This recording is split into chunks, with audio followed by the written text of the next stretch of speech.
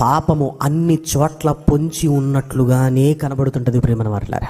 వినగూడని మాటలు వినబడుతూ ఉంటాయి, చూడగూడని దృశ్యాలు వాల్ పోస్టర్ల మీద మనకు కనబడుతూనే ఉంటాయి. అంటే ఏంటో తెలుసా, అది బయట ఉంది, నీలోనికి రావటానికి ప్రయత్నం చేస్తుంది.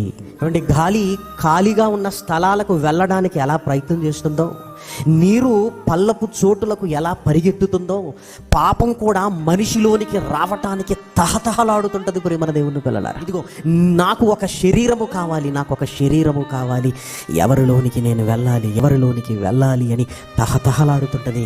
అది అనేక వ్యసనాల రూపంలో, అనేక దుర్గుణాల రూపంలో, అనేక విధాలుగా లోకంలో మీరు చూడండి, శరీరాశ, నేత్రాశ, జీవపు డంబము, లోకములో ఉన్నదంతయు అన్నాడు, ఉన్నదంతయు అన్నాడు ప్రియమైన వారలారా. మనం బయటికి వెళితే మనల్ని మనం కాపాడుకోవటం ఒక సవాలుగా మారిపోయింది.